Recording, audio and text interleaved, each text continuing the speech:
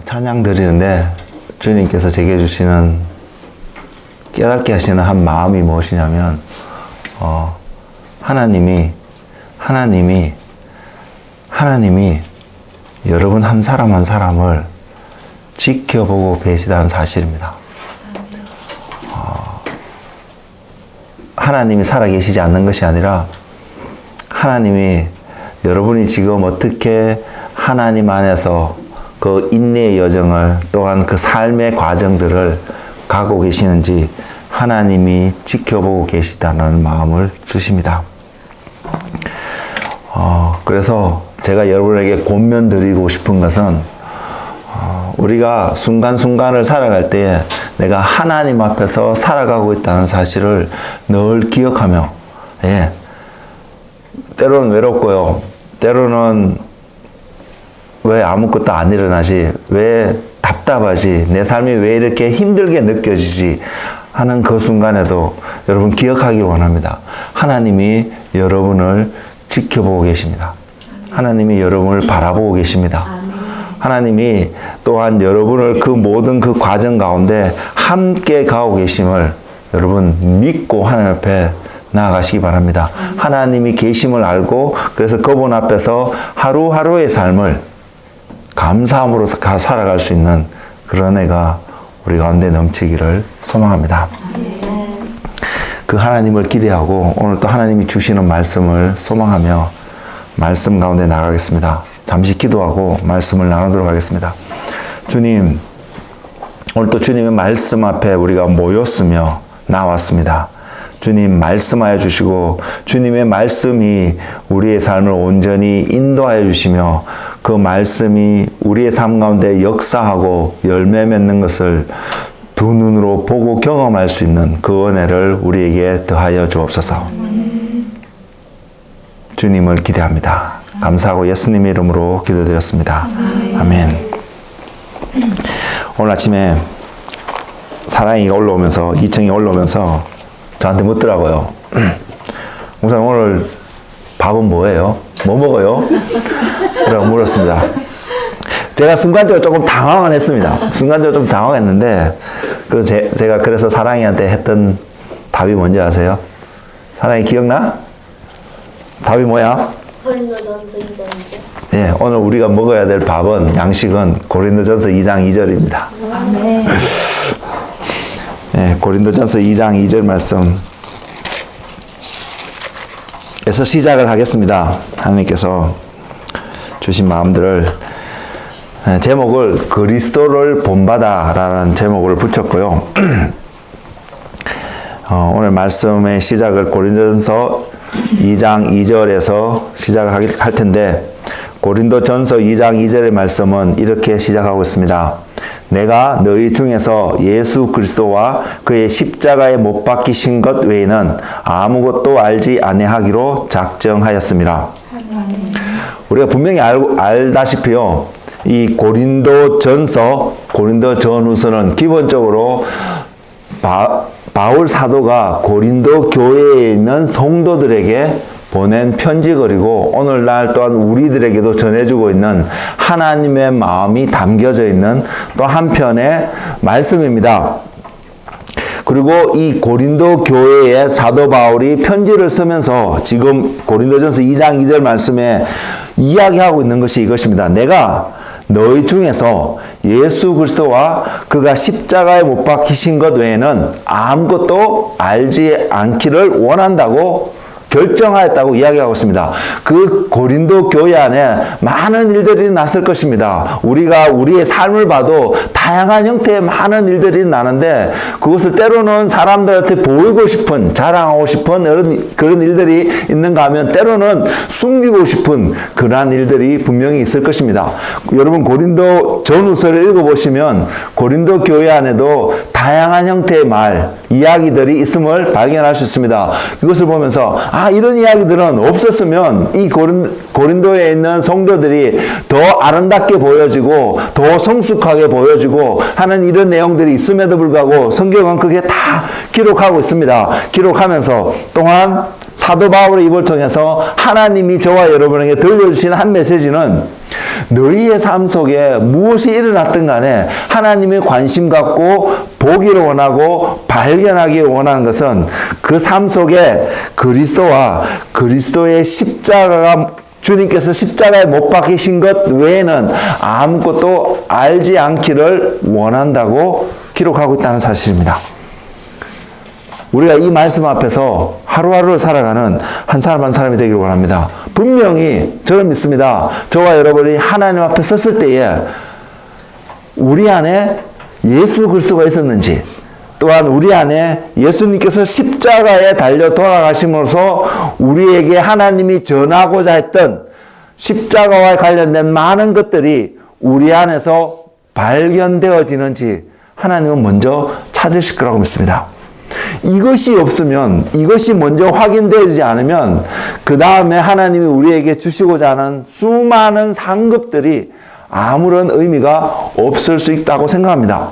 그래서 우리 안에 상급도 받아야 되는 그러한 하나님께 헌신했던, 순종했던 삶의 모습들도 분명히 하나님과 수많은 성도들 앞에서 드러나야 되겠지만, 먼저는 우리 안에 그리스도와 주님이 십자가에 못 박히셨던 바로 그 사건의 메시지가, 핵심이 저와 여러분 삶 속에서 온전히 발견되어지는 그런 하나님의 사람들이 되기를 원합니다. 이런 관점에서 바라보면 이것이 너무나 중요하다는 것을 부인할 수 없습니다. 그리고 이것을 통해서 우리가 깨닫게 되는 중요한 한 메시지는 우리가 그리스도를, 주님을 닮기 위해서 부르심을 입었다는 사실입니다. 어떠한 모습에서, 어떠한 삶 속에서 어떻게 살아가더라도 우리의 삶은 그 모든 여정을 통해서 바로 그리스도를 얻을 수 있느냐, 그리스도를 닮는 모습으로 내 삶이 날마다 변화되어져 가느냐, 이것이 저와 여러분의 관심사가 되어지고, 이 관심사가 우리의 것이 되어질 때 또한 우리의 관심사가 하나님의 관심사와 일치한다는 것을 분명히 발견할 수 있을 것입니다. 주님은 분명히 우리 안에서 주님의 모습이 드러나기를 원하고 계시기 때문입니다. 그래서 이렇게 살아가는 모든 삶, 이것을 얻기 위해서 살아가는 모든 삶들을 크게 한마디로 표현한다면 이것이 믿음의 삶이 될 것입니다. 그래서 우리가 믿음의 삶을 살기를 원한다고 고백하고, 하나님 우리에게 믿음을 더하여 주시고, 우리가 오늘 또 믿음의 한 걸음을 걸어가는 하나님의 사람이 되게 해달라고 저와 여러분이 기도하면서 하나님을 찾아갈 때에 우리는 바로 이것이 그리스도를 얻는 삶의 한 여정인 것을 분명히 알고 이 목적을 놓치지 않는 은혜가 우리 가운데 있기를 소망합니다. 우리가 발견해야 되고 우리가 본받아야 하는 주님은, 주님의 모습을 바라보면서 우리가 또한 오늘 말씀을 통해서 깨닫게 되기를 원하는 것은요, 주님이 이 땅에 오셔서 이 땅에서 육신을 입고 이 땅에서 살아가시면서 어떻게 살아갔느냐를 바라보면서 또한 우리는 주님을 배우기를 원합니다. 그리고 이 땅에서 살아가셨던 주님의 삶의 그 원칙들이, 그 원리들이 우리 삶 속에서 온전히 세워지고 우리를 지탱해서 우리 또한 동일하게 주님과 같은 삶을 살아가는 은혜가 우리 가운데 있기를 원합니다. 이러한 관점에서 바라보면 주님이 요한의 입을 통해서 우리에게 전하셨던 그 메시지가 굉장히 의미 있게 다가오지 않을까 생각하게 되는데요. 그 한 메시지가 요한복음 14장 12절에 있습니다. 그 말씀은 이렇습니다. 내가 진실로 진실로 너희에게 이르노니 나를 믿는 자는 내가 하는 일도 그가 할 것이요 또한 그보다 큰 일도 하리니 이는 내가 아버지께로 감이라. 주님께서 직접 제자들에게 또한 오늘을 살아가는 우리들에게 하신 예언적인 말씀이고 선포하신 말씀입니다. 우리가 주님보다도 큰 일을 할 수 있다고 말씀하시는 그 주님의 말씀 앞에서 우리가 살펴봐야 될 것은 먼저는요, 그럴 이유가 우리가 주님을 믿는 믿음 안에서 살아갈 때에 이런 일이 발생할 것을, 일어날 수 있음을 분명히 말씀하고 있습니다. 그러면 우리 안에 발견되어야 될 한 컨디션은 바로 내가 주님을 믿는 삶, 바로 조금 전에 말씀드렸듯이 주님을 믿는 그 삶은 저와 여러분이 주님을 얻는 삶이라고 말씀을 드렸습니다. 그래서 우리가 그 삶을 살아갈 때에 주님이 하신 일도 우리가 하게 될 것이며 주님보다도 큰 일을 하게 되는데, 그러면 무엇이 주님이 하신 일이고 무엇이 큰 일이 될 것인지는 주님이 이 땅에서 어떻게 사시는지를 우리가 살펴보므로 주님께서 이 땅에 사셨던 삶의 원리와 원칙들이 우리 삶 속에서 적용되어져서 하나하나 드러나게 된다면 우리는 분명히 주님과 같은 삶을 이 땅에서 살게 될 것입니다. 그리고 또 이 말씀을 통해서 한 가지 보게 되는 것은 우리가 주님과 같은 일을 하게 되고 주님보다 더 큰 일을 하게 된 또 하나의 이유가 주님께서 이 땅에 더 이상 계시지 않는다는 사실입니다. 주님께서 하나님과 함께 아버지 우편에 계시기 때문에 우리는 또한 주님과 같은 일을 하고 주님보다도 더 큰 일을 할 수 있음을 이 말씀을 통해서 우리는 확인할 수 있습니다. 이 말은 이것입니다. 주님이 우리에게 어떠한 사명을 맡기셨다는 것입니다. 요한복음 14장 12절의 말씀을 통해서 그것을 표현하면 주님과 같은 일을 하게 되고 또 더 나아가서 주님보다도 더 큰 일을 하는 어떠한 사명을 저와 여러분에게 맡기셨다는 사실입니다. 그 차원에서 말씀을 가만히 생각해 보면 우리가 하나 깨달을 수 있는 것이 하나 있습니다. 하나님이 아담과 하와를 창조하시고 또 그들에게 명령하신 것들이 있습니다. 그 명령하신 것 중에 하나가 땅에 충만한 것뿐만 아니라 땅을 정복하고 다스릴 것을 말씀하셨습니다. 이 말씀과 주님이 오늘 요한복음 14장 12절에서 말씀하고 있는 이 말씀과 오버랩되게 돼서 저와 여러분에게 전달되어 줄 수 있다고 믿습니다. 같은 차원의 말씀이라는 것이죠. 그래서 아담이 세상을 정복하고 다스리는 것은 바로 하나님 안에서 행해져야 됐던 것처럼 우리가 이 땅에서 주님이 하신 일을 하고 그보다 더 큰 일을 하는 것도 주님 안에서 행해져야 된다는 것을 명확하게 알 수 있습니다. 그래서 우리 안에 그리스도가 발견되어지고 그리스도께서 지신 십자가의 그 메시지, 십자가를 통해서 우리에게 전달하고자 하는 하나님의 그 역사들이 우리 삶 속에 드러나게 될 때에 그것이 제로에서 시작해서 100에 이르기까지 완전한 그 과정 가운데 나아가게 될 때에 우리의 삶은 주님이 하신 일도 하고 주님보다도 더 큰 일을 하게 되는 역사가 저와 여러분 삶 속에 드러날 것입니다. 우리는 이것을 바라보며 소망하며 하나님 앞에 나아가는 하나님과 동행하는 그런 은혜의 삶을 살아가기를 원합니다. 이런 차원에서 오늘 말씀을 접근해 보기를 원합니다. 그래서 오늘 말씀을 시작으로 주님께서 우리의 이 땅에서 하신 일들을 우리가 알아가고 공부하는 시간, 익혀가는 시간을, 배워가는 시간을 갖기를 원합니다.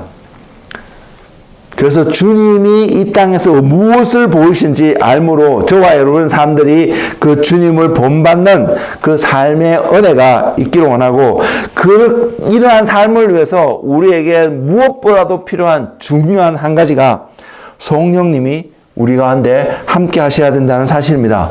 주님이 보내신 그 성령님이 우리와 함께 하지 않으면 절대로 주님과 같은 일을 할 수도 없고 더 큰 일도 할 수 없다는 사실을 기억하시기를 바랍니다. 그래서 내 삶 속에 성령님이 함께하고 있음을 늘 확인되어진 은혜가 저와 여러분 삶 속에 충만하기를 원합니다. 왜냐하면요, 이것이 중요한지를 저도 알고 여러분도 다 아시고 계실 거라고 믿는데, 이것이 중요한 한 이유는 성령님께서 오셔서 성령님만의 어떠한 일들을 하신 것이 아닙니다. 이 성령님이 오셔서 주님이 우리에게 가르쳐 주신 것들을 기억나게 하시고 깨닫게 하셔서 그 일을 하게끔 성령님께서 우리의 삶을 인도하시기 때문입니다. 다른 말로 표현하면 주님이 하셨던 일을 주님을 대신하여서 이제 이 땅 가운데서 우리와 함께 그 일을 하시는 분이 성령님이시기 때문입니다. 그래서 요한복음 14장 16절에 보면 주님께서 이 성령님을 보내줄 것을 약속하고 계시는데, 그 표현이 이렇게 나와 있습니다. 내가 아버지께 구하겠으니 그가 또 다른 보혜사를 너희에게 주사 영원토록 너희와 함께 하리라. 자, 영원토록 너희와 함께 하리라고 말씀하고 있습니다. 이 말씀을 하신 이유는 주님이 더 이상 제자들과 또는 우리들과 이 땅에서 육신을 입고 함께하지 않는 순간도 있음을 아셨기 때문에 주님께서 성령님을 보내시면서 우리에게 약속하시기를 영원토록 함께하실 것을 약속하고 있습니다. 물론 이 말씀을 통해서 우리는 압니다. 우리가 지금 죽었거나 또한 주님이 다시 오실 때에 공중에서 주님을 영접하게 되는 은혜의 순간들이 있다면 우리는 하나님과 하나님이 다스리는 그 나라 속에서 영원히 함께 할 수 있을 것에 대한 소망함이 있고 반드시 이 일이 이루어질 것에 대해서 우리는 분명히 믿음이 있습니다. 근데 이 말씀을 보면서 또 하나 깨닫는 것은요, 분명히 영원히 너희와 함께 하리라고 하셨는데 이렇게 그 영원히 함께 하는 말씀이 다가오는 하나님 나라에서 적용되어질 뿐만 아니라 우리가 이 땅에서 살아가는 육신을 입고 살아가는 이 순간에도 동일하게 적용이 되어진다는 사실입니다. 물론 우리가 육신을 입고 이 땅에서 살아가는 순간은 영원이라고 표현할 수는 없을 것입니다. 그러나 영원의 한 부분이 되어질 것이며 그 부분이 되어진 그 삶이 영원의 삶 속에서 부분이 되어졌기 때문에 우리는 육신을 입고 살아가는 이 순간 또 성령님과 함께하는 그 순간이 될 때에 우리는 영원을 함께하는 하나님을 경험하는 그러한 모먼트에 우리가 있다는 것을 볼 수 있기를 원합니다. 그래서 주님이 더 이상 피지컬이 육신의 몸으로 우리와 함께하지 않지만 또한 이 말씀 때문에 주님은 동시에 우리와 온전히 함께하고 있음을 경험하게 되는 말씀이라는 사실입니다. 영원토록 너희와 함께하는 이 말씀은 다시 말씀드리면 이 땅에서도 천국의 삶을 경험하도록 하기 위해서 주님께서 성령님을 보내셨다라고 우리는 얼마든지 이렇게 이해할 수 있다는 말씀입니다. 그리고 보혜사이신 성령님 오셔서 우리 가운데 하시는 일에 대하여 주님은 요한복음 14장 28절에 제가 조금 전에도 말씀을 드렸지만 이렇게 표현하고 계십니다. 보혜사 곧 아버지께서 내 이름으로 보내실 성령 그가 너희에게 모든 것을 가르치고 내가 너희에 말한 모든 것을 생각나게 하리라. 자, 우리는 이 은혜 가운데 있기를 원합니다. 성령님이 순간순간 저와 여러분의 삶을 가르치는 그 은혜를 경험하고요. 또한 말씀을 통해서 배워왔던 주님의 가르침들을 늘 기억하는 은혜. 그렇다면 저는 믿습니다. 그것이 우리 삶 속에서 늘 기억되어지고 깨닫는 모먼트가 날마다 우리 안에 있다라면 우리는 말씀에 온전히 순종하는 그런 믿음의 사람이 분명히 될 것입니다. 우리 안에 이런 은혜가 넘치도록 늘 주님을 기다리고 기대하고 기도하는 저와 여러분이 되기를 원합니다. 주님이 성령님을 보내시는데 그 성령님이 주님의 것을 가지고 주님의 것을 우리에게 보이시겠다고 약속하고 있습니다. 그래서 우리는 주님을 닮는 자가 되어야 합니다. 주님이 무엇을 하셨는지, 주님이 무엇을 이야기하는지 우리가 귀를 기울이고 바라볼 수 있는 삶의 태도가 되어야 합니다. 그럴 때 우리는 주님과 온전히 동행하는 삶이 되어지고 그 삶이 저와 여러분으로 하여금 주님을 닮는 모습으로 우리가 변화되어져 가는데 우리가 하는 것이 아니라 주님이 우리를 그렇게 변화시켜 갈 것이기 때문입니다. 저는 그 주님을 신뢰합니다. 그 주님을 믿습니다. 그래서 여러분들도 그 주님을 바라보고 오늘 나의 모습을 바라보면 내가 나를 바라봐도 화가 나고 부끄럽고 던져버리고 싶은 그런 모습일 때 할지라도 우리가 그 주님을 바라보고 나아갈 때에 연약한 나를 바라보는 것이 아니라 온전하신 주님을 바라보고 오늘 또 한 걸음 한 걸음 걸어가게 될 때에 그분을 믿는 자리에 그분을 의지하는 자리에 우리의 삶이 놓여지게 될 때에 주님이 저와 여러분을 주님의 모습으로 완전히 변화시켜 주실 것입니다. 그리고요, 그렇게 변화되는 모습이 어떠한 모습인지 저도 잘 모릅니다. 여러분도 잘 이해가 안 될 수도 있습니다. 근데 성경에서 표현되어진 한 표현을 보면 이런 표현이 있습니다. 에베소서 1장 22절에서 23절에 그런 표현을 하고 있는데 그 표현이 이렇습니다. 또 만물을 그의 발 아래에 복종하게 하시고 그를 만물 위에 교회의 머리로 삼으셨느니라. 우리가 주님을 닮는 모습으로 점점 더 가까이 가게 될 때에 우리 안에서 발견되어진 한 가지 분명한 사실은 그리스도가 저와 여러분의 머리가 된 삶이 온전하게 될 것을 성경은 이야기하고 있습니다. 또한 그 다음 말씀이 교회는 그의 몸이니 만물 안에서 만물을 충만하게 하시는 이의 충만함이라. 이 충만이라고 표현된 이 단어의 온전한 의미가 무엇인지 솔직히 저도 잘 모릅니다. 여러분들도 잘 이해가 안 되실 수 있다고 생각합니다. 그럼에도 불구하고요, 우리가 이 말씀 앞에서 바라보게 되면 뭔가 완전하고 온전하게 나타날 주님의 모습을 그려볼 수 있다는 사실입니다. 그래서 우리가 주님으로 온전히 충만하게 되었을 때, 채워지게 되었을 때 드러나는 주님의 아름다움이 저와 여러분 삶 속에 드러나게 되는 삶, 이것이 주님이 이 땅에서 하신 일이고 또한 그것이 어떠한 모습으로 나타나든 주님이 하신 이 땅에서 계실 때에 하셨던 일보다도 더 큰 일로 때에 따라서 하나님의 역사로 나타날 것을 믿습니다. 그래서 우리 안에 그러한 충만함이 넘치는 주님의 은혜가 있기를 원하고 이것이 우리의 비전이 되기를 원합니다.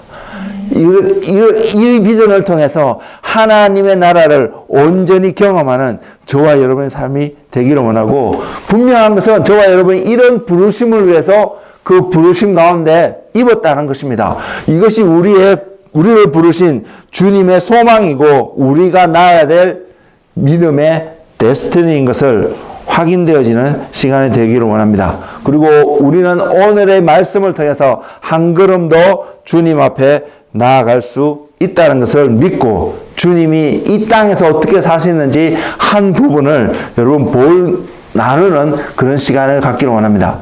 주님께서 몸을 입고 이 땅에 오셨습니다. 오셔서 세례 요한에게 세례를 받으시고 40일 동안 광야에서 금식하며 기도하는 시간을 분명히 가지셨습니다. 그것이 마치셨을 때 사단이 주님 앞에 와서 시험하는 세 가지 장면이 성경에 기록되어 있습니다. 이제 그것을 중심으로 주님이 어떻게 이 땅에서 삶을 살아가시는 그 기초를 놓으셨는지를 오늘 시간을 통해서 살펴보기를 원하는데, 자, 이 사건은 광야에서 주님이 사단과 만났던 이 사건은 하나님께서 아담과 하와를 지으시고 아담과 하와를 에덴 동산에 살게 하신 이후에 사탄이 아담과 하와를 찾아왔던 사건과 동일하게 오버랩되는 그러한 사건입니다. 그리고 사탄이 하와에게 아담에게 물었습니다. 하나님이 정말로 동산 모든 나무의 실과를 따먹지 말라고 하더냐고 말입니다. 이 질문은요, 다른 어떤 질문도 아니고 아담과 하와는 영적인 사람입니다. 오늘날 우리의 모습과 비교해보면 비교가 안 될 정도로 우리의 언어는 이렇게 표현할 수 있습니다. 완전히 성숙한 사람, 누구라도 깨끗하고 정결한 사람, 성경에서 표현하는 흠도 없고 점도 없는 사람의 모습으로 우리가 그려볼 수 있는 한 대상이 죄 짓기 전에 아담과 하와의 모습이라고 말씀드릴 수 있습니다.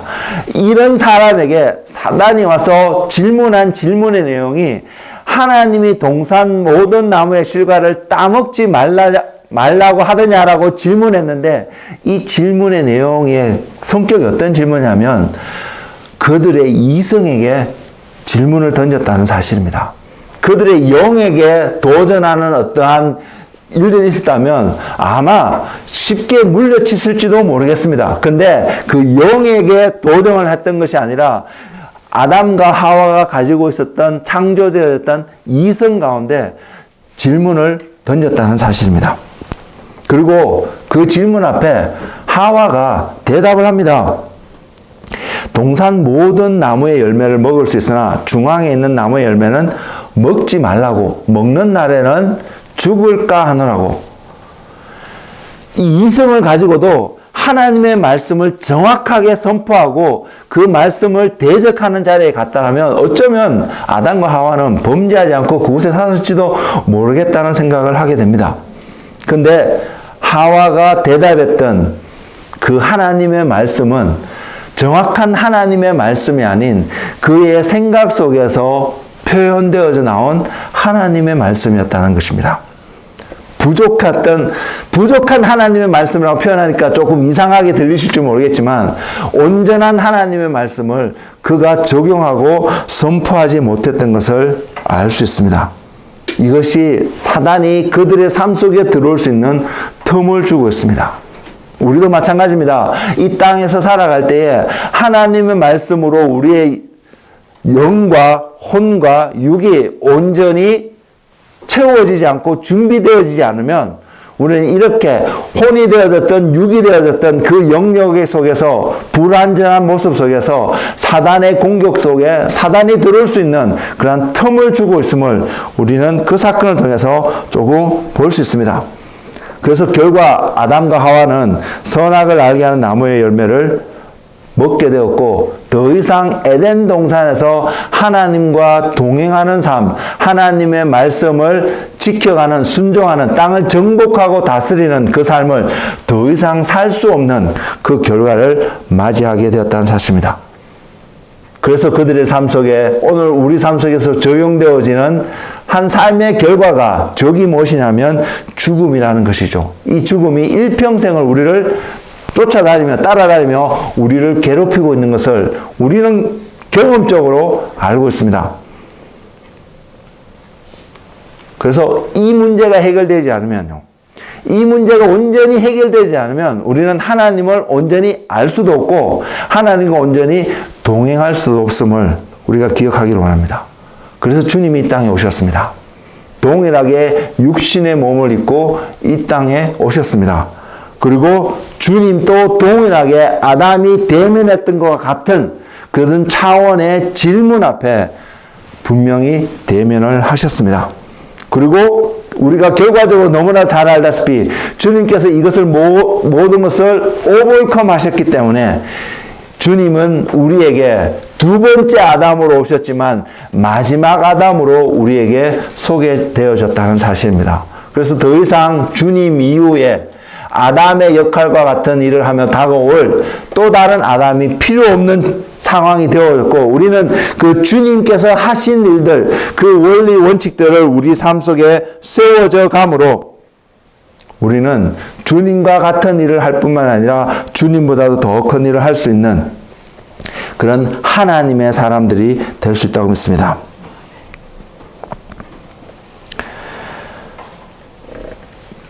그 대면한 첫 번째 내용이 사단이 주님께 와서 마태복음 4장 3절에 이렇게 기록되어 있는데 시험하는 자가 예수께 나와서 이르되 내가 만일 하나님의 아들이여든 명하여 이 돌들을 떡덩이가 되게 하라.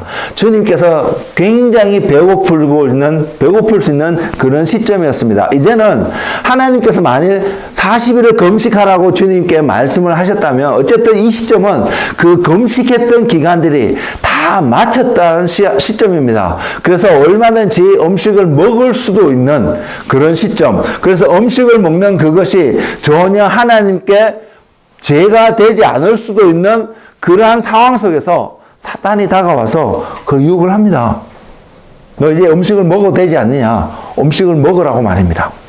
예, 음식을 먹는 그 자체가 전혀 정죄받을 일이 아니고 죄가 되지 않을 수 있는 상황 속에서 주님이 사단에게 했던 말이 참으로 기가 막힌 절묘한 기묘한 말씀입니다. 무엇이냐면 사람이 떡으로만 살 것이 아니요 하나님의 입으로부터 나오는 모든 말씀으로 살아야 되는 것을 분명히 선언하고 있습니다. 우리의 삶의 기준이 무엇인지를 사단에게 정확하게 세상 가운데 정확하게 표현하고 있는 주님의 선언입니다. 이 말씀은 주님이 먼저 하신 말씀도 아닙니다. 이 말씀이 먼저 기록된 성경의 한 부분은 창세기가 아니죠. 신명기 8장 3절에 기록하고 있습니다. 모세가 마지막으로 고별 설교하는 장면 속에서 이스라엘 백성들에게 전하고 있는 한 메시지의 한 부분입니다. 그 당시에 이스라엘 백성이 어떤 사람이었습니까? 종살이하던 애굽에서 구수함을 얻어서 구원함을 얻고 이제 가나안 땅에 막 들어가기 직전의 상황 속에 놓여있던 하나님의 사람입니다. 오늘의 우리의 모습과 비교해 보면 하나님께서 저와 여러분을 구원하셔서 영원한 생명을 약속하고 이제 예수 그리스도와 동행하는 온전한 삶을 살아갈 수 있는 그 출발선상에 놓여있는 우리의 모습과 비슷한 상황에 있는 이스라엘 백성들의 모습입니다. 이런 사람들에게 우리에게 전하고 있는 주님의 메시지, 주님 또한 이 땅에 오셔갖고요 30년 동안 육신으로서 그냥 한 사람의 한 부모의 아들로서 한 사람의 육신을 갖고 있는 사람으로서 이 땅에서 30년간 어떠한 삶을 분명히 사셨습니다. 그리고 이제 막 하나님의 사람으로서 이 땅에서 하나님의 자녀로서 천국에서 살아가는 삶의 모습을 이 땅에 보이기 위해서 소위 공생애라는 것을 시작하는 시점에 사탄이 나와서 주님 앞에 질문을 하고 유혹하고 있는 장면입니다. 배고프니까 돌을 떡덩이로 만들어서 떡을 가져다 먹는 것이 어떻겠느냐고, 먹으면 어떻겠냐고, 아무 문제가 되지 않겠냐는 식으로 질문을 던지고 있는 사단의 질문 앞에 주님의 삶의 기준이, 주님이 어떠한 태도로 이 땅에서도 살아가야 되는지를 분명히 보이신 말씀입니다. 사람이 떡으로만 살 것이 아니에요. 저는 예전에 어릴 적에 이렇게 생각했습니다. 떡을 구하고 먹으며 사는 것이 잘못되었구나 이렇게 생각했던 부분이 있었습니다. 하나님 말씀이 그래서 하나님 말씀으로 살아갈 수 있구나 막연하게 생각했던 그 말씀이 눈을 뜨고 나서 보니까 떡으로만이 아니라는 표현이 되어 있다는 것입니다. 이 말은 우리에게 필요한 것이 떡인 것도 주님이 부인하지 않았다는 사실입니다. 그럼에도 불구하고 저와 여러분이 기억해야 되는 것은 우리의 삶을 유지하는 더 근본되어지는 삶의 원칙이 하나님의 말씀이라는 것입니다. 지금 저와 여러분의 삶이 어떠한 삶의 원칙을 가지고 살아가고 있습니까?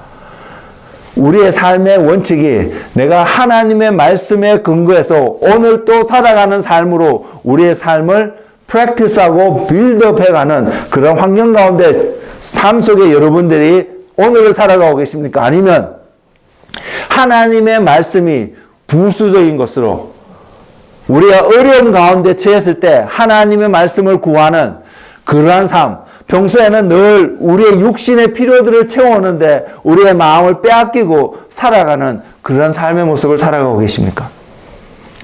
주님이 십자가에서 저와 여러분을 구원하시고 우리에게 영원한 생명을 주셨을 때 우리에게 요구하신 것이 있다면 우리의 삶의 기준이 더 이상 육신의 것에 의해서 우리의 삶이 좌지우지되어있는 삶이 아니라 하나님의 말씀이 우리의 삶이 좌지우지될 수 있는 그러한 기준으로 살 것을 소망하시고 우리를 부르셨다는 사실입니다. 우리가 거듭났다면 삶의 기준이 하나님의 말씀인 것을 잊지 않고 내 지금의 삶이 하나님의 말씀에 근거해서 살아가는 삶인지 늘 확인해 볼 수 있는 은혜가 우리 가운데 있기를 원합니다. 이것이 바로 영의 삶이고 이것이 바로 우리가 이 땅에서 육신을 입고도 살아가야 될 삶의 모습임을 기억하는 우리가 되었으면 좋겠습니다. 육신을 입고 살아간 사람에게 이 육신이 살아가기 위해서 분명히 음식이 필요합니다. 육신에게 필요한 양식이 필요합니다. 그러나 더보다 더 중요한 것은 그것이 아님을 분명히 보여주는 말씀입니다. 아담은 에덴 동산에서도 하나님의 말씀으로 살아가야 했습니다. 하나님이 동산에 있는 모든 나무의 열매를 먹고 살 수 있게끔 허락했었습니다. 선악과만 빼고요. 그래서 언제든지 배가 고플 때에, 언제든지 육신의 필요가 있을 때에 동산에 있는 모든 나무의 열매를 먹음으로 자기의 육신의 필요를 채울 수 있는 그 환경을 하나님이 허락해 주셨습니다. 그럼에도 불구하고 그 아담과 하와의 삶에 더 근본되고 중요했던 것은 하나님의 입에서 나오는 말씀으로 그의 삶들이 드라이빙 되어져야 한다는 것을 그는 알았음에도 불구하고 어쩌면 요 순간에 그 말씀을 너무나도 가볍게 여기지 않았나 이렇게 생각해 보게 됩니다. 저와 여러분의 삶 속에도 동일한 태도가 있지는 않은가요? 이스라엘 백성들이 애굽에서 나왔을 때에 하나님께서 그들에게 육신의 양식을 주셨습니다. 만나라는 이름으로요. 그 만나는 그들이 거두다가 직접 어떤 형태로 요리를 해서 그들이 먹었어야 했습니다. 그럴 때에 그들의 육신이 건강함을 유지하고 그 광야에서의 모든 역경들을, 과정들을 견디고 이기고 나갈 수 있는 힘을 주는 육신의 음식이었습니다. 근데 그 음식이 어디서부터 왔냐면 하늘로부터 왔다는 사실입니다. 하나님으로부터 왔다는 사실입니다.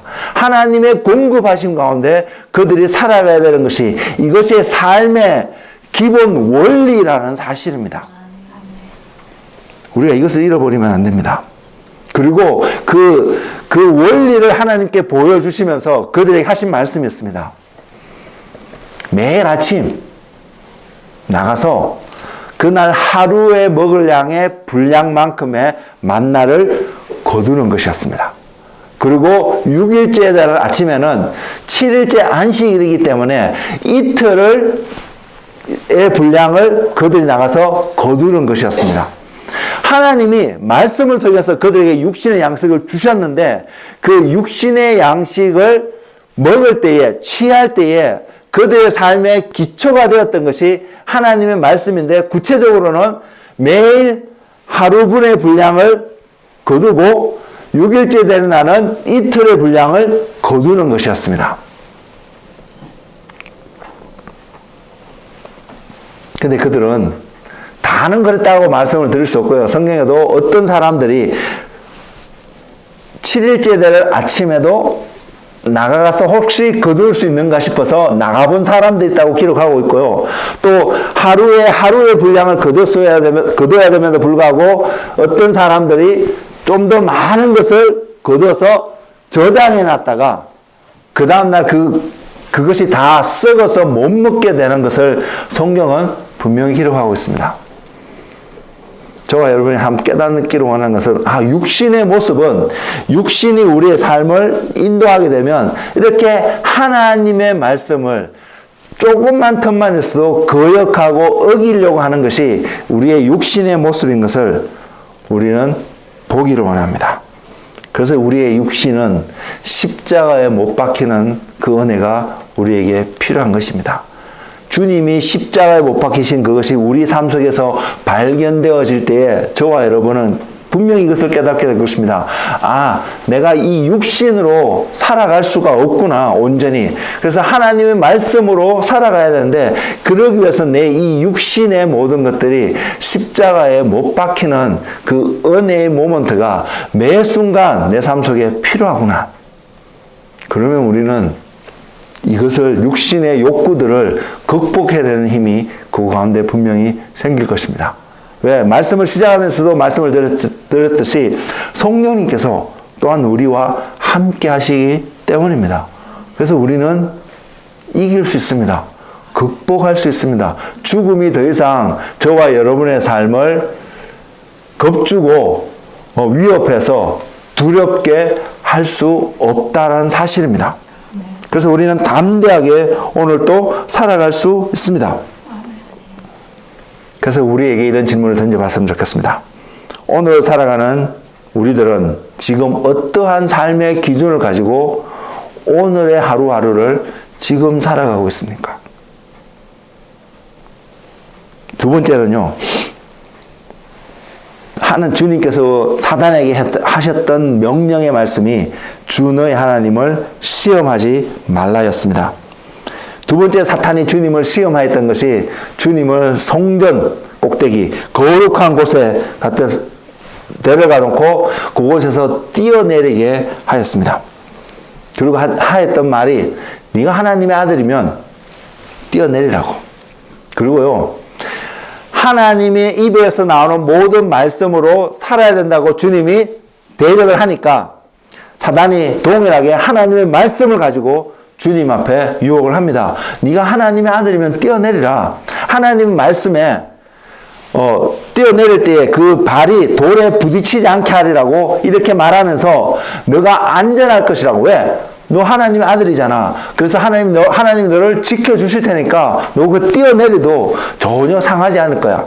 이 말씀이 어디에 있는 말씀이냐면 시편 91편에 있는 말씀입니다.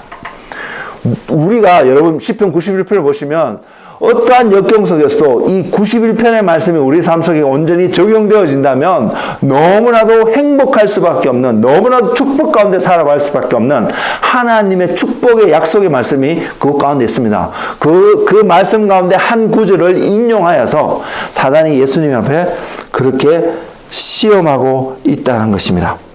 근데 주님의 대답은 너무나도 간결하고 명확했습니다. 주 너의 하나님을 시험하지 말라였다는 것입니다. 아담에게도요, 사단이 동일하게 그 하나님을 시험하게끔 한 사건이 선악과의 사건이었습니다.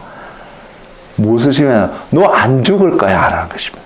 하나님이 분명히 반드시 죽는다고 말씀을 하셨는데 하나님을 시험하게 한 사건. 너 이거 먹으면 안 죽을 거야. 하나님을 시험하는 그 사건은요, 우리에게 무엇을 던져주냐면 우리의 정체성을 의심하게 하는 사건입니다. 하나님이 저와 여러분을 하나님의 자녀로 부르셨습니다. 하나님이 우리를 너무나도 사랑하신다는 것이 성경에 분명히 표현하고 있는데 우리는 종종 더군다나 우리가 어떤 고난 가운데 어려운 가운데 있을 때면 우리 안에 가장 먼저 들어오는 한 생각 중에 하나가 하나님 정말 살아계실까? 하나님 정말 나를 사랑하실까? 내가 정말 하나님의 자녀일까? 하나님 나의 삶을 지금 지켜보시며 나와 함께하고 계실까? 이런 차원의 어떤 의심들이 우리 삶 속에 동일하게 옵니다. 그래서 우리가 그 음성에 귀를 거리고 우리가 뭔가를 하게 되면 우리는 하나님을 시험하는 자리에 들어간다는 사실입니다. 그래서 저와 여러분이 하나님의 자녀인 것을 명확하게 아는 그 순간 우리가 할 수 있는 것은 주님이 하신 것처럼 하나님의 말씀을 의심하는 것이 아니라 사단에게 대적하면서 나아가는 것입니다. 예수님의 상황 속에서 예수님의 정체성 속에서 사단이 예수님께 이 질문을 했을 때는 이런 의도가 또한 숨어 있다고 생각합니다. 그것이 뭐냐면 십자가의 길 가봤자 너 아무것도 안 돼. 하나님이 아무것도 안 하실 거야. 그 길이 아무런 유익함이 없을 거야 라고 유혹하고 있는 사단의 모습을 우리는 볼 수 있기를 원합니다. 만일 주님께서 그 유혹에 혹해서 아담이 선악과를 먹었던 것처럼 주님께서 그렇게 했다면 저와 여러분은 오늘 이 자리에서 예수님을 예배하고 예수님을 닮고자 하는 그 삶, 하나님을 알 수 있는 그 삶이 온전히 이루어지지 않았을 것입니다. 알 수 없을 것입니다. 왜냐하면요, 십자가 그 자체는 죽음을 이야기하고 있거든요. 그 죽음은 하나님과의 단절되는 것을 이야기하고 있거든요. 그럼에도 불구하고 주님이 그것을 아심에도 불구하고 주님이 그곳에 가셔야 됐던 이유, 가실 수 있었던 것은 주님 안에 여전히 하나님을 신뢰하고 있는 주님의 모습이 분명히 있었습니다. 이 신뢰가 무너졌다면 주님도 가시지 못하셨을 것입니다. 왜? 육신을 입고 이 땅에서 살아가시는 주님이셨기 때문에요. 우리는 이것을 볼 수 있어야 합니다. 그래서 우리가 주님을 닮는다는 것은 바로 주님 안에 있었던 이 동일한 하나님을 향한 신뢰하는 그 마음, 다른 말로 표현한 그 믿음이 우리 안에서 온전히 있기를 원합니다. 그럴 때 우리는 하나님이 안 계시는 것 같고 하나님이 아무것도 안 하시는 것 같고 하나님이 나를 사랑하시지 않는 같은 그 순간 예수님의 입장에서는 죽음의 그 순간에서조차도 하나님을 신뢰할 수밖에 없는 고백을 할 수 있었습니다. 하나님이 고개를 돌리셔야 되는 주님의 십자가의 죽음의 순간에 주님께서는 하나님 앞에 주님의 영혼을 맡기는 기도를 들을 수 있었습니다. 하나님을 신뢰하지 않는다면 절대로 할 수 없는 기도가 아닐까요? 하나님을 사랑하는 마음이 그 안에 주님 안에 없었다면 절대로 할 수 없는 그러한 기도의 내용이 아니었을까요? 사단은 우리에게 여러 가지 형태로 주님에게 아담에게 시험하였던 것처럼 우리에게 다가와서 하나님을 의심케 하는 그러한 유혹들을 종종 우리에게 던져줄 것입니다. 그때 우리가 내가 하나님 안에서 하나님의 자녀이고 하나님이 나를 구원하신 하나님이 사랑하는 존재인 것이 확실히 되어진다면 우리는 하나님의 말씀으로 그 유혹 앞에서 대면하며 나아갈 수 있습니다. 그러면 우리는 승리의 자리에 갈 수 있습니다. 그리고 이것을 하는 그 사람은 내가 하나님을 온전히 의지하고 있다는 것을 보여주는 한 믿음의 표현일 것입니다. 다니엘의 세 친구가 그러한 삶을 살았습니다. 욥이 또한 그러한 삶을 살았습니다. 다니엘서 3장 17절에서 18절에 다니엘의 세 친구가 느부갓네살 왕에게 이러한 고백을 하고 있습니다. 왕이여, 우리가 섬기는 하나님이 계시다면 우리를 맹렬히 타는 풀무불 가운데서 능히 건져내시겠고, 절벽에서 떨어지는 순간 하나님이 우리의 발을 붙잡아서 돌에 부딪히지 않게끔 하실 수 있는 분임을 분명히 성경은 이야기하고 있습니다. 왕의 손에서도 건져내시리라. 그렇게 하지 아니하실지라도 왕이여, 우리가 왕의 신들을 섬기지도 아니하고 왕이 세우신 검심상에 절하지도 아니할 줄 아옵소서. 우리가 하나님 앞에서 또한 사단 앞에서 우리의 믿음의 고백은 어떠한 고백이 되고 있습니까? 죽음 앞에서도 하나님을 신뢰하며 고백할 수 있었던 예수님의 고백, 다니엘의 세 친구의 고백, 취하신 자도 주신 자도 여호와시기 때문에 하나님을 찬양할 수밖에 없는 욥의 고백, 이 고백이 우리의 삶을 형성하고 지탱해주고 있고 세워져 가고 있는 그런 우리의 믿음의 고백이 되고 있습니까? 이 고백을 우리가 날마다 할 수 있을 때 우리는 하나님을 더 사랑하는 자리에 우리의 삶이 놓여 있다고 믿습니다. 그리고 하나님을 알기 때문에 우리는 이 고백을 할 수 있는 용기 또한 생길 거라고 믿습니다. 이 은혜가 우리 가운데 충만하기를 원합니다. 하나님을 알므로 죽음의 상황 속에서도 하나님을 시험하는 것이 아니라 하나님을 신뢰하는 믿음의 고백을 선포하는 용기가 주님과 같이, 또한 다니엘의 세 친구와 같이, 욥과 같이 우리의 삶 속에서도 온전히 드러나는 하나님의 사람이 되기를 원합니다. 사람들의 조롱 속에서도, 멸시와 괄시 속에서도, 부끄러움을 당할 수 있는 그런 상황 속에서도 침묵할 수 있는 용기, 그 상황 속에서도 하나님을 선포할 수 있는 그 용기, 그 믿음이 우리 가운데 나타나는 그런 은혜가 있길 원합니다. 주님이 그 하나님을 신뢰하고 하나님을 사랑하셨기 때문에 사람들의 멸시와 조롱과 부끄러움을 당하는 그 십자가의 여정 속에서도 하나님을 부인하지 아니하고 끝까지 죽기까지 하나님을 신뢰하는 본을 보이셨습니다. 이 삶이 우리의 삶 가운데 충만한 저와 여러분이 되기를 원합니다. 세 번째는 주님께서 사탄의 그 유혹 앞에서 마지막으로 하신 말씀이 사탄아 물러가라고 하셨습니다.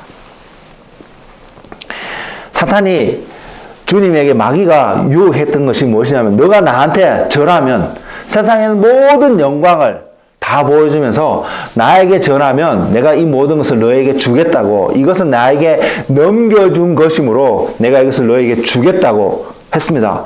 사단이 다시 주님에게 줄 수 있는 그 권리가 사단에게 분명히 있었습니다. 그 권리가 아담으로부터 넘겨진 것이기 때문에 그가 원하면 얼마든지 줄 수 있는 그런 위치에 있었던 자였습니다. 근데 주님께서 그 말씀을 분명히 믿지 않고, 왜? 사단을 너무 잘 아시니까요. 사단은 거짓의 아비라고 주님이 분명히 말씀하셨는데, 이것은 거짓말인 것을 알 뿐만 아니라 사단은 주님에게 그것을 줄 수 있는 자가 아닌 것을 아셨습니다. 왜? 사단은 그 자리가 탐나서 하나님의 자리를 탐하려고 하나님을 대적했던 자였거든요. 그래서 절대로 주지 않을 것을 분명히 아셨고요.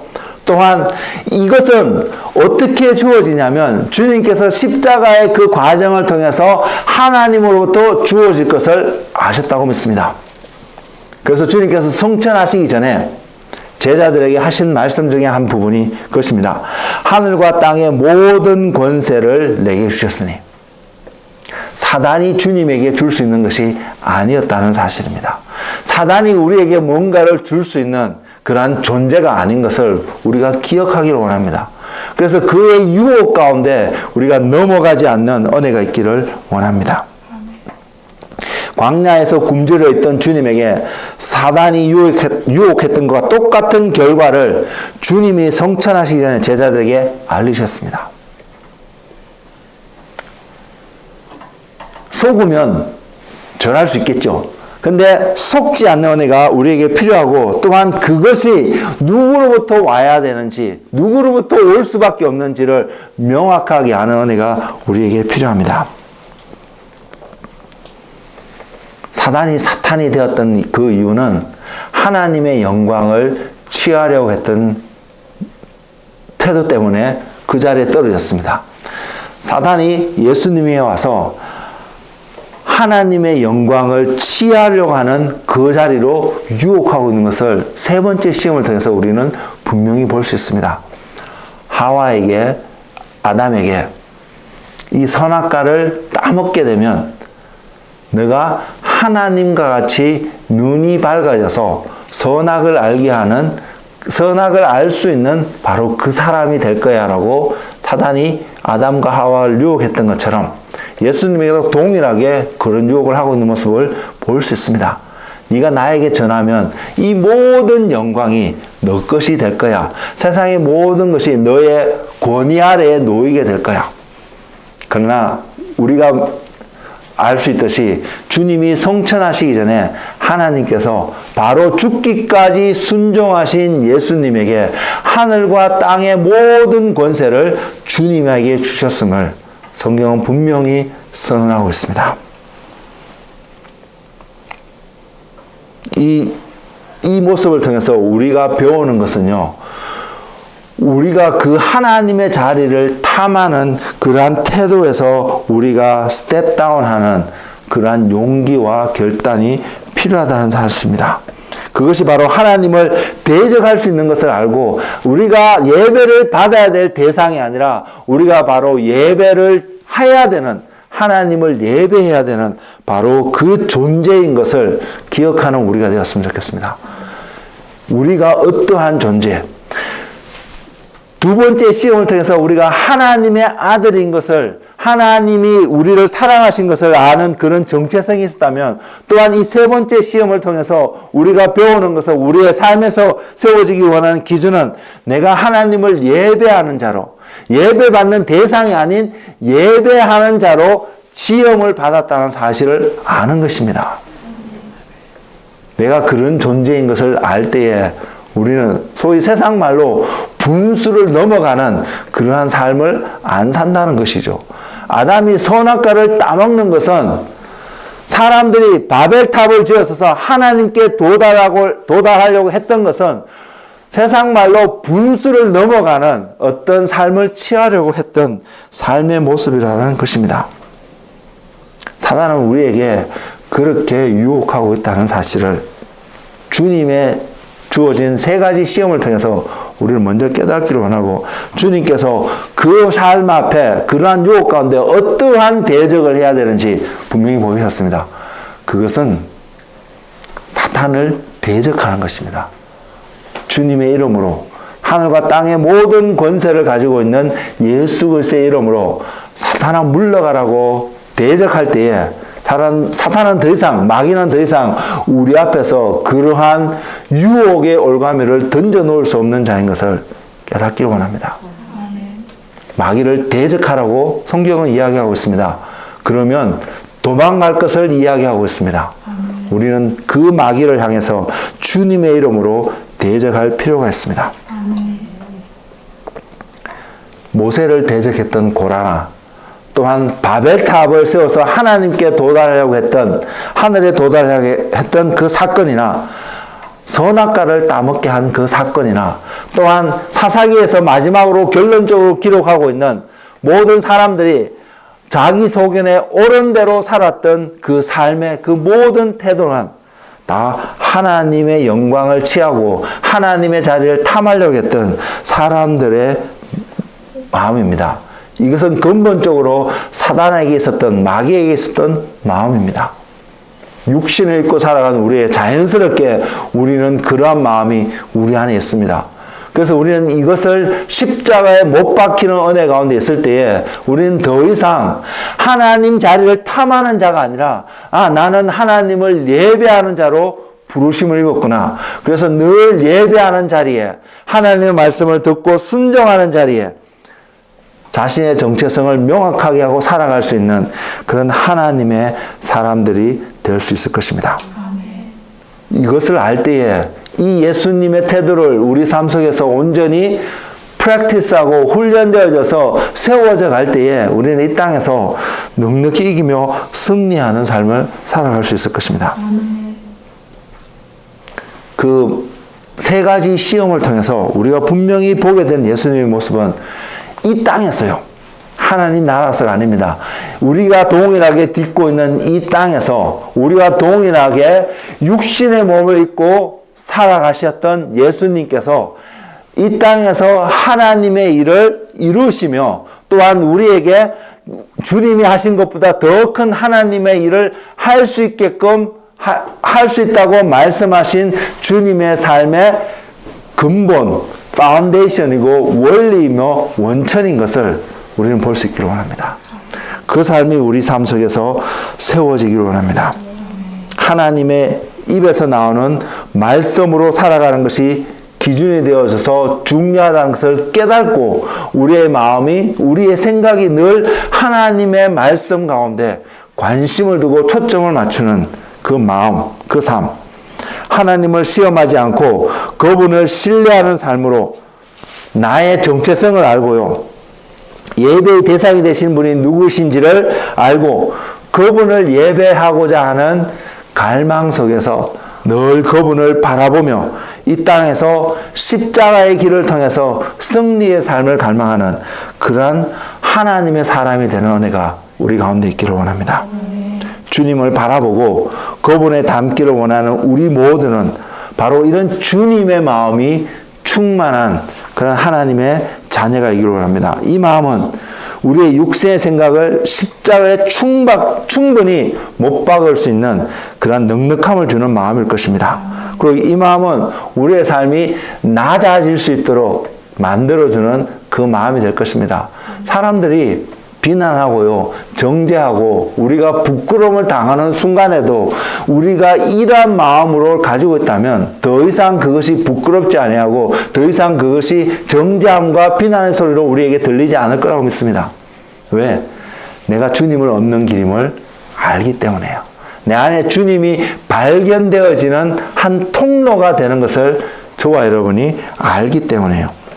그리고 이 마음은 하나님을 예배함에 있어서 온 마음과 뜻과 힘을 다하여 그분을 예배하는 은혜의 삶을 살게 해주는 마음이 될 것입니다. 저는 이 마음이 충만했으면 좋겠습니다. 그리고 이 마음은 성경에서 또 다른 편으로 예수 그리스도의 마음이라고 표현하고 있습니다.